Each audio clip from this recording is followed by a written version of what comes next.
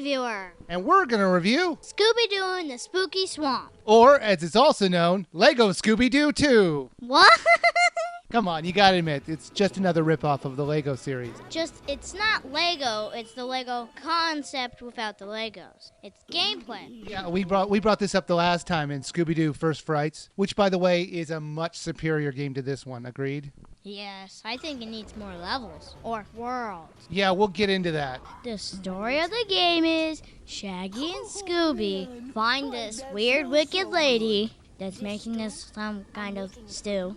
And they have to be the people that have to get the ingredients for it.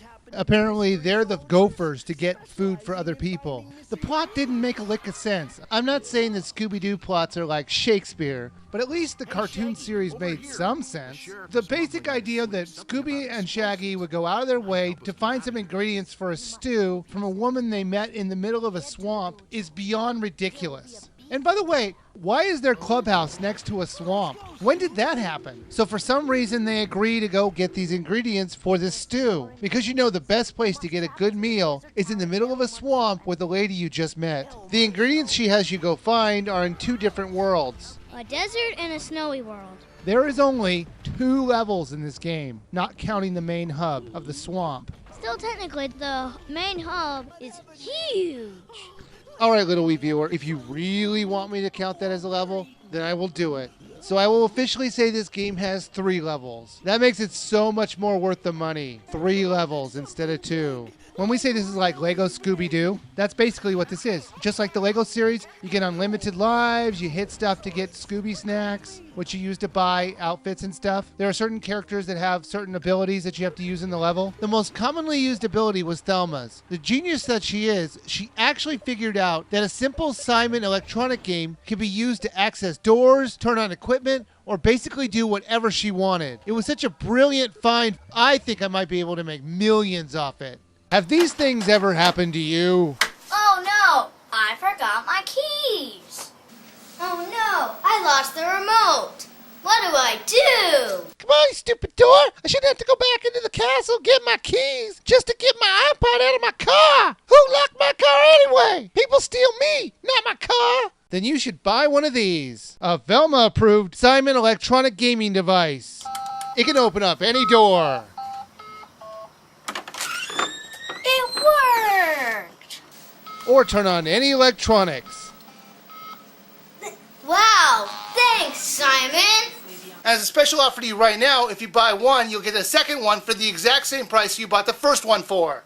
So you should buy one now. Disclaimer, the Simon electronic gaming device does not actually open doors or turn on electronics. In fact, the Simon device barely qualifies as a game itself, with its limited gameplay. Why not just be upfront and say you're going to throw it away in 5 minutes? But you will still enjoy it for those 5 minutes, so you should buy one. What's even more pathetic about copying it is the same exact abilities that you have in the Lego series.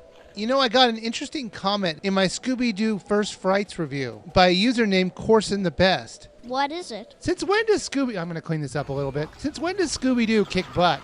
You're right. Yeah, it's absolutely right. Scooby-Doo's getting into these, fights. What Scooby-Doo episode was this where he's becoming this, ninja? Weird is that Scooby uses his sausages. He normally would eat that stuff. But no, he's using it as, a ninja weapon.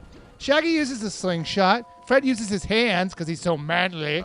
Let's see, Daphne uses her legs because she's got high kicking abilities. And Thelma apparently throws fireballs. I think those fireballs are the graphical appearance of books. So she's lighting books on fire and throwing them? It's not like that. It's just the look and how when they throw it like the wind. And what else is weird is Scooby's sausages. Wouldn't sausages break apart or just squish in half when they hit someone? So metal sausages. The Little Wee Viewer and I created what really should be the Scooby-Doo game, and that's running away from every enemy that we come in contact with. Am I right? Is that basically what we did? Yes. We saw no point in fighting anyone, because it's this is not Scooby-Doo. You know what Scooby-Doo should be? It should be like Scooby-Doo and Shaggy, just afraid all the time and running like crazy. Well, they have those parts in each world. And You mean the chase sequence? Yeah, that's actually there, where the developers actually remember. That's right, we're not making a beat 'em up, we're making a Scooby-Doo game. The chase scenes are actually quite hard because you don't see what's coming at you. You're gonna have to restart a lot. But they give you checkpoints, which is cool. Yeah, but it's kind of a long ways, and they have a lot of pits. Yeah, but with unlimited lives, who cares? You have to start the whole thing over. From the checkpoint. There were some new things that I found fun when it came to the mystery solving part of the game. You would have to photograph evidence, use your magnifying glass to look for footprints, and put together clues that are torn up. Most of the time you can switch between the characters fairly quickly, but occasionally they'll lock you into playing as Shaggy and Scooby for storyline reasons. Those sequences were not usually that long, and you can get back to playing with the whole gang. You know what's interesting? We were playing this game, right? And I was getting all psyched up for the third case. Because I'm like, there's no way they're going to end it on 2 cases. And then the credits started rolling. We just look at each other going, you've got to be kidding. It's over already? Yeah, I was just as disappointed. I mean, the last game had 4. Why did they limit it down as half as the last game? And what's even worse, the levels that they do have, oh my God, the amount of backtracking you have to do is unbelievable. They're not levels, they're worlds. That's why they're backtracking. Remember in First Frights where it's broken down into different parts? Yep. I like that a lot better because there was a lot more to do and there was no backtracking. Plus, the way they have these levels designed, you would have to remember where everything is. There's no arrows pointing you in the direction. They'll tell you where to go, but you're supposed to remember where that is. And there was quite a few times where we were like, how do you get there again? Yeah, that's true. So this game is incredibly short. It takes about 4 hours to beat. Honestly, if there wasn't all that backtracking, it probably would have been 2 hours. I wouldn't say 2, I would say 3. No way. I would say about half of the gameplay is you going back to the location. Everything is across town, and then it's all the way back to town. Oh, we want to go back to this house. No, we want to go to the ski lift. No, we want to go here. No, we want to go there. It's like nothing is convenient in the slightest. All right, little Wii viewer. Scooby-Doo in the Spooky Swamp. Would you buy, rent, or skip?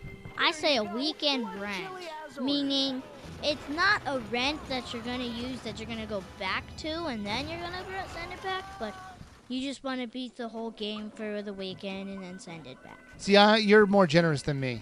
I say skip this game completely. If you really want to play Lego Scooby-Doo, a Scooby-Doo game with a Lego concept, rent Scooby-Doo First Frights. That actually was a pretty fun game. Yeah, I say a weekend rent because it's a small game. If you're just bored and you have nothing to do, you should rent this game. See, that's where I disagree with you. There are so many other good Wii titles out there right now. I just don't see it worth your time or money to play it. The levels aren't particularly interesting. The storyline is dumb. Overall, it's an inferior sequel to the first game. I still think it's worth a rent. Well, I guess we're just going to have to disagree on this one because I'm going to say skip.